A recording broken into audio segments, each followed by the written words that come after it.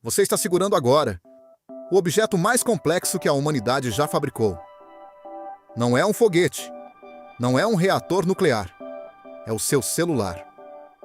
Mais especificamente, o chip dentro dele. Um quadrado menor que a sua unha, com mais de 100 bilhões de transistores. Cada transistor menor que um vírus, funcionando bilhões de vezes por segundo, sem errar. Esse chip começou como areia de praia.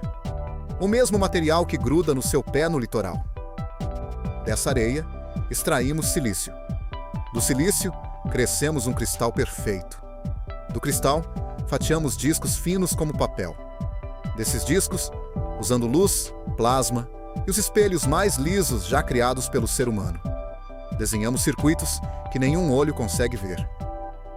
É o processo industrial mais preciso, mais caro e mais estratégico do planeta. E quase ninguém sabe como funciona. Vamos colocar em perspectiva.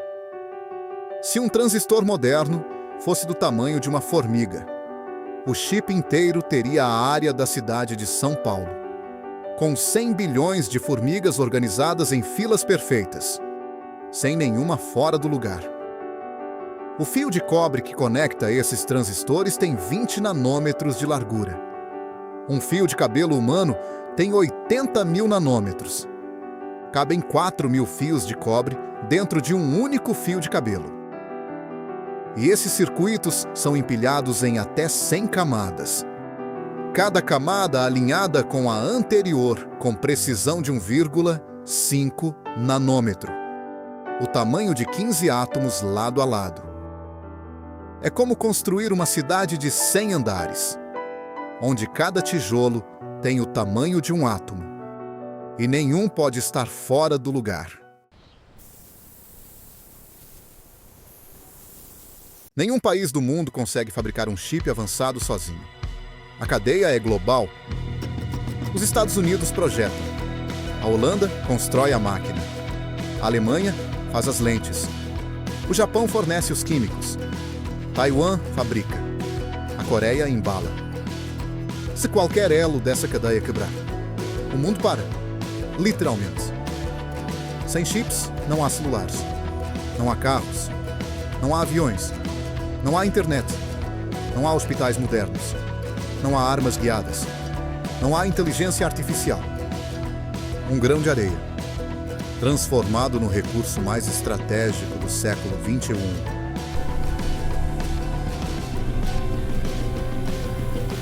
Tudo começa com areia de quartzo, dióxido de silício, um dos materiais mais comuns da crosta terrestre. Mas a areia é impura. Tem ferro, alumínio, boro, oxigênio. Para virar chip, o silício precisa ser puro. Isso significa que para cada bilhão de átomos de silício, menos de um é impureza. O processo é violento. A areia é misturada com carbono e derretida a 1800 graus Celsius num forno elétrico a ar.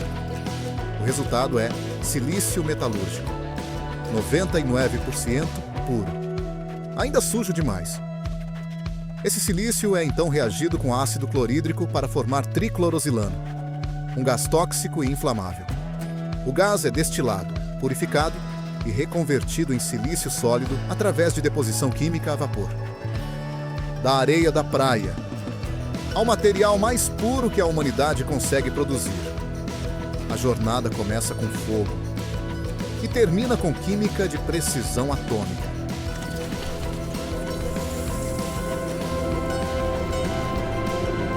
Silício puro ainda não é suficiente.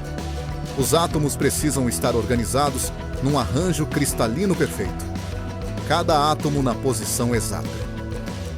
Para isso existe o método Czochralski, inventado em 1916 por acidente, quando o cientista polonês Jan Czochralski mergulhou sua caneta num cadinho de estanho fundido, em vez do tinteiro. O processo é hipnótico.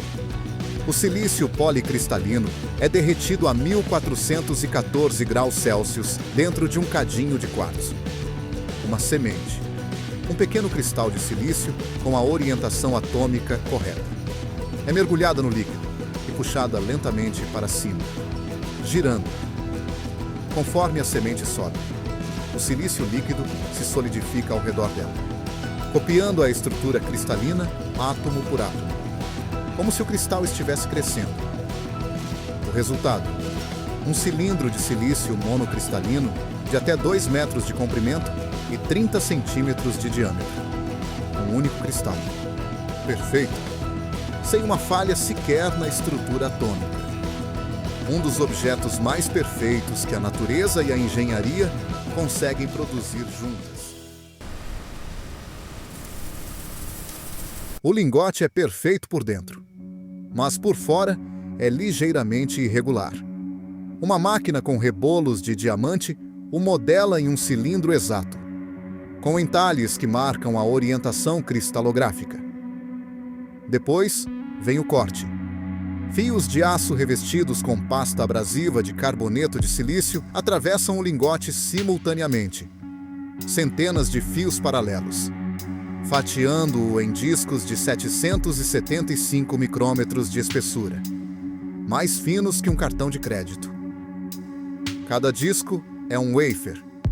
Cada wafer será polido até atingir uma superfície tão lisa que o desvio máximo em 30 centímetros de diâmetro é menor que 10 micrômetros.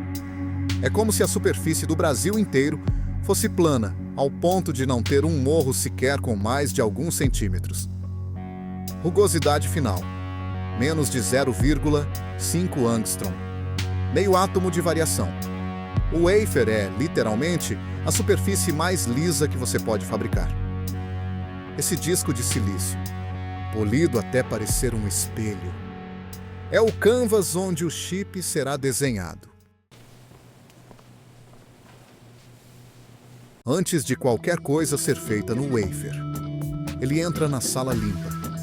E a sala limpa de uma fábrica de chips é o ambiente mais controlado que existe na Terra. Classificação ISO Classe 1. Isso significa, no máximo, 10 partículas por metro cúbico de ar, e cada uma menor que 0,1 micrômetro.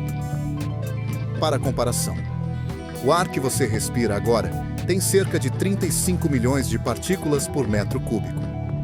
O centro cirúrgico de um hospital tem 3.500. A sala limpa de uma fábrica de chips tem 10. 3.500 vezes mais limpa que um centro cirúrgico. O ar é filtrado por filtros EPA e ULPA, renovado continuamente num fluxo laminar vertical, do teto ao piso, como uma cascata invisível de pureza, varrendo qualquer partícula para baixo e para fora. Temperatura: 21 graus Celsius, com variação de apenas 0,1 grau. Umidade: 45%, com variação de 0,5%. Qualquer variação pode alterar a química dos processos.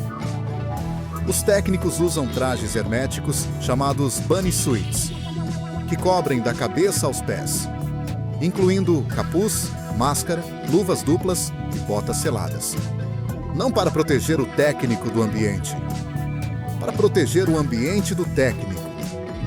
Porque o ser humano é a maior fonte de contaminação numa sala limpa. Por que tanta paranoia? Porque num chip moderno, os circuitos têm 3 nanômetros de largura. Um grão de poeira comum tem 50.000 nanômetros. Se um único grão pousar no wafer durante a litografia, ele bloqueia a luz. O circuito abaixo sai defeituoso. Aquele chip é perdido. E num wafer de 300 milímetros, há centenas de chips sendo fabricados simultaneamente. Um grão de poeira no lugar errado pode destruir dezenas deles de uma vez. Cada wafer vale milhares de dólares em materiais e processamento. Cada lote pode valer milhões. Uma partícula invisível pode custar uma fortuna. É por isso que as fabs mais avançadas do mundo, como as da TSMC em Hsinchu, Taiwan, custam de 15 a 20 bilhões de dólares para construir. Uma parte significativa desse custo é infraestrutura de purificação de ar, água ultrapura e controle ambiental. A fábrica inteira é projetada para lutar contra a poeira, contra o invisível.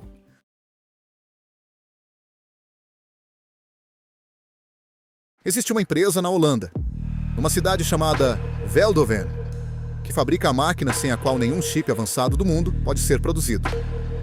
A ASML, Advanced Semiconductor Materials Lithography. Toda empresa de chips avançados, TSMC, Samsung, Intel, depende da ASML, porque a ASML é a única empresa no planeta que consegue fabricar máquinas de litografia EUV, Extreme Ultraviolet, ultravioleta extremo. Monopólio absoluto. Não existe alternativa. Não existe concorrente. Se a ASML parar, a indústria de chips avançados para. Cada máquina EUV custa entre 200 e 400 milhões de dólares. Pesa 150 toneladas. Tem 100 mil componentes. Precisa de 40 containers para ser transportada. E só engenheiros da ASML podem montá-la no destino. É a máquina mais complexa, mais cara e mais estratégica já construída por seres humanos. E ela imprime circuitos com uma luz que não existe naturalmente na Terra.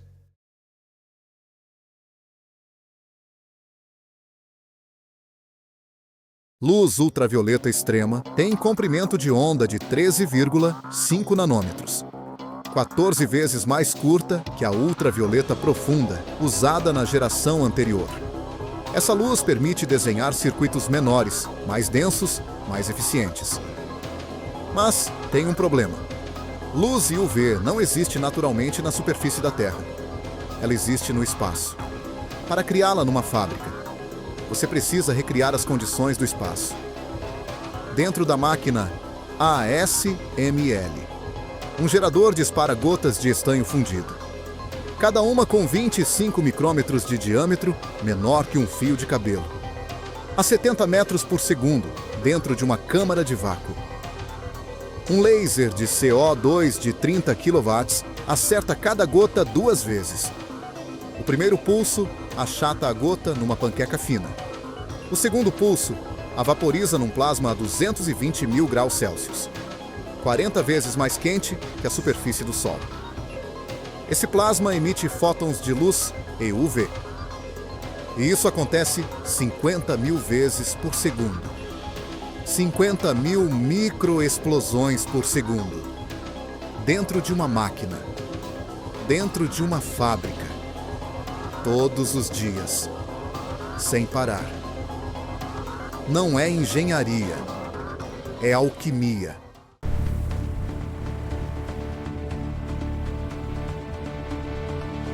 Agora, você tem a luz EUV, mas não pode usar lentes para guiá-la. EUV é tão energética que qualquer material sólido a absorve. Lentes de vidro? Absorvem. Espelhos normais? Absorvem. A solução veio da Carl Zeiss, na Alemanha. Espelhos feitos de 40 a 50 camadas alternadas de molibdênio e silício.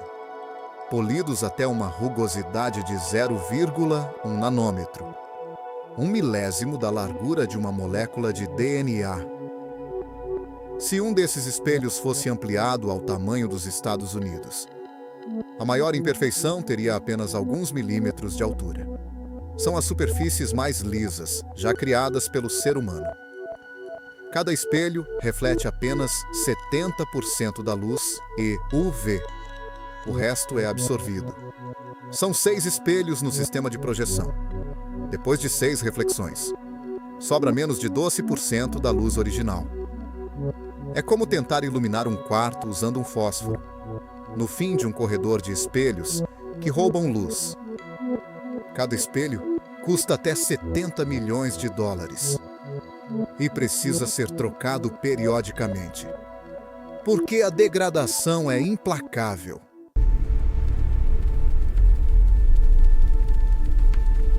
Agora que temos a luz, a máquina e o wafer, começa a impressão. O wafer é coberto com uma camada ultrafina de fotorresiste, uma tinta sensível à luz que muda de estrutura quando exposta à radiação, EUV.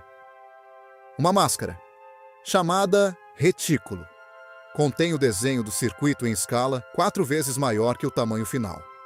A luz EUV passa pelo retículo, é reduzida 4 vezes pelos espelhos e projeta o padrão no fotorresiste. O fotorresiste exposto endurece. O não exposto é removido quimicamente. O que resta é um molde perfeito do circuito. Esse processo é repetido para cada chip no wafer. A máquina EUV move o wafer com precisão nanométrica. Step and scan, expondo área por área, centenas de vezes, até que todo o wafer esteja impresso. Uma máquina EUV moderna processa até 185 wafers por hora. Cada wafer com centenas de chips. Cada chip com bilhões de transistores. Todos desenhados por luz.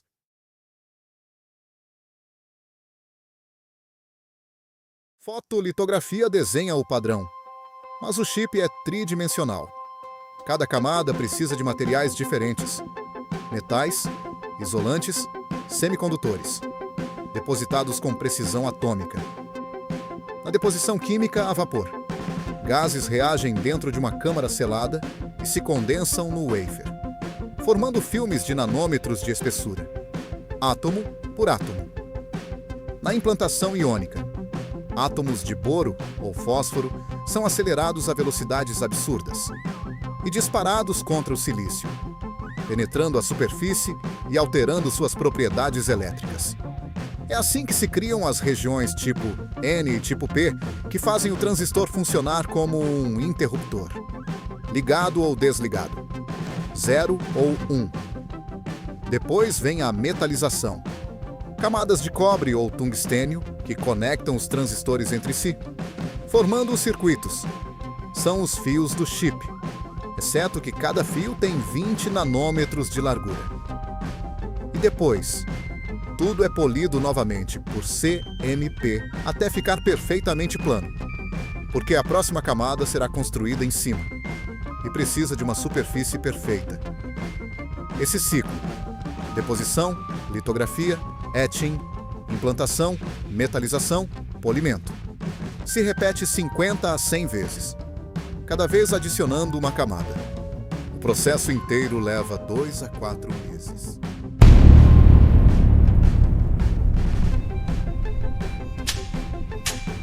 Depois de meses de processamento, cada chip no wafer é testado individualmente. Sondas microscópicas tocam os contatos do chip e verificam se ele funciona. Chips defeituosos são marcados. O wafer é então cortado, dicing, por serras de diamante ou lasers que separam os chips individuais. Cada quadrado é um die. Cada die é um processador, uma memória, um componente. Os dies funcionais são embalados.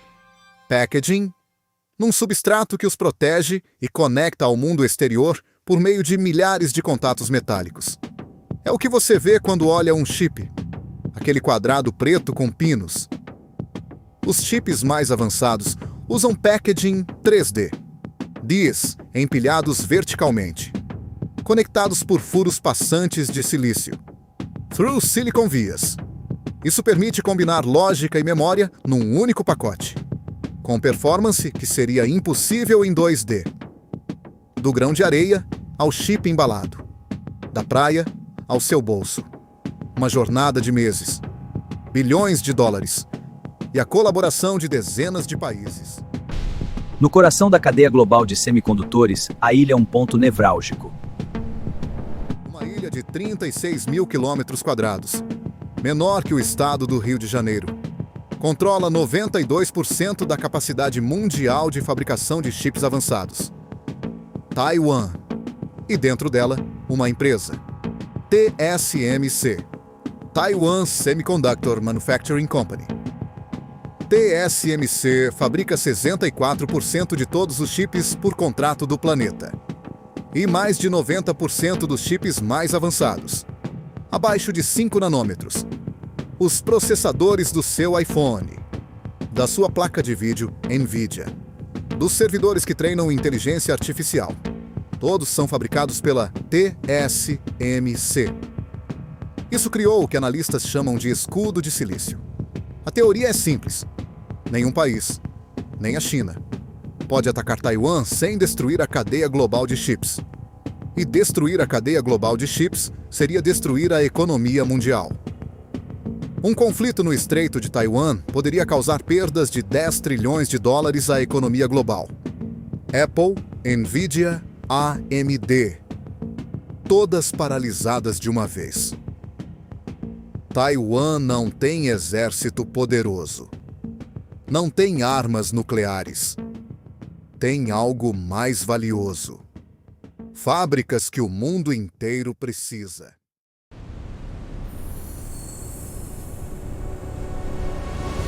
O mundo percebeu a vulnerabilidade e começou a agir. Os Estados Unidos aprovaram o CHIPS Act em 2022. 52 bilhões de dólares em subsídios para trazer fabricação de chips de volta ao solo americano. Desde então, mais de 450 bilhões em investimentos privados foram anunciados. TSMC está construindo fábricas no Arizona. Intel investe em Ohio, Samsung na Geórgia. Mas tem um detalhe. Produzir chips nos EUA custa 30% mais que em Taiwan. Falta mão de obra especializada. A infraestrutura ainda não existe em escala. A China, por sua vez, investiu centenas de bilhões no Big Fund. 3 rodadas de investimento estatal para criar uma indústria de chips doméstica. Mas as sanções americanas cortaram o acesso da China às máquinas EUV da ASML. Sem EUV, a China não consegue fabricar chips abaixo de 7 nanômetros com eficiência. Em dezembro de 2025, a Reuters revelou que a China desenvolveu um protótipo de máquina EUV em segredo, em Shenzhen. Produção funcional esperada entre 2028 e 2030. A guerra pelo controle dos chips não é uma metáfora. É a corrida armamentista do século XXI. Mas a geopolítica dos chips não é uma história simples de heróis e vilões. A China é o maior importador de chips do mundo. Mais de 400 bilhões de dólares por ano. É também o maior mercado consumidor de eletrônicos. Se a China parar de comprar, as fábricas do mundo perdem o maior cliente. Os Estados Unidos projetam os chips mais avançados, mas não fabricam quase nenhum. 90% da produção acontece do outro lado do Pacífico.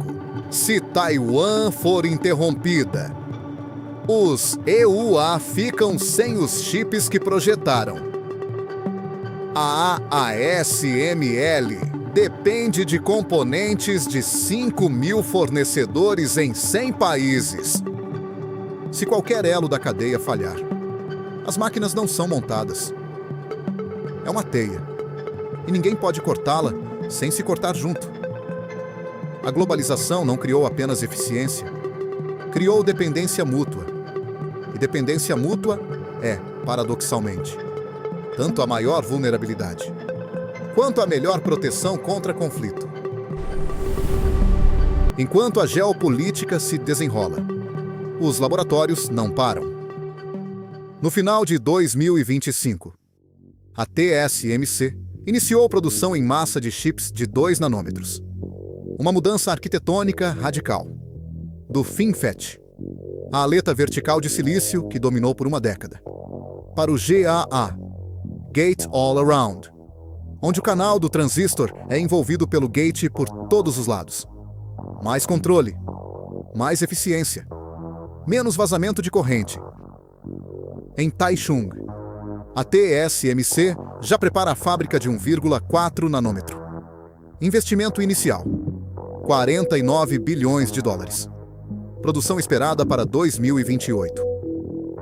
E na Holanda, a ASML entregou as primeiras máquinas High-N AEUV, com abertura numérica de 0,55, contra 0,33 da geração anterior.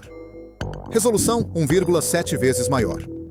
Densidade de transistores 2,9 vezes maior. Preço: 400 milhões de dólares. Cada uma. Onde isso acaba? Ninguém sabe com certeza. Mas já se discutem processos de 1 nanômetro e abaixo, onde cada transistor tem apenas dezenas de átomos de largura. Estamos nos aproximando dos limites fundamentais da matéria, onde a física quântica começa a ditar as regras. E os elétrons não se comportam como esperado. Um grão de areia, o material mais comum, o mais ignorado. Pisamos nele todos os dias sem pensar. Mas dentro dele, escondido na estrutura atômica do silício, está o segredo que conecta tudo: seu celular, seu carro, seu hospital, sua conta bancária. A inteligência artificial que está mudando o mundo. Tudo, absolutamente tudo, depende da nossa capacidade de pegar um grão de areia, purificá-lo até a perfeição, fatiá-lo mais fino que papel e escrever nele com luz impossível. A fábrica de chips é o templo da engenharia moderna. O lugar onde química, física, óptica, engenharia elétrica, ciência dos materiais e computação convergem num único ponto, num único chip. E o mais extraordinário: estamos nos limites. Cada geração de chips empurra a matéria mais perto do que a física permite. Cada nanômetro a menos é uma briga contra as leis do universo. Um dia, talvez, encontremos o limite final. O ponto onde os átomos são grandes demais. Onde a mecânica quântica diz não. Mas até lá, continuaremos fazendo o que a humanidade sempre fez: olhar para o impossível e construir assim mesmo, da areia ao nanômetro, do invisível ao indispensável. Eu sou Charles Moraes e agradeço a todos que assistiram. Se você gostou do vídeo, deixe seu like, se inscreva, ative o sininho de notificações, comente e compartilhe. Muito agradecido e até a próxima.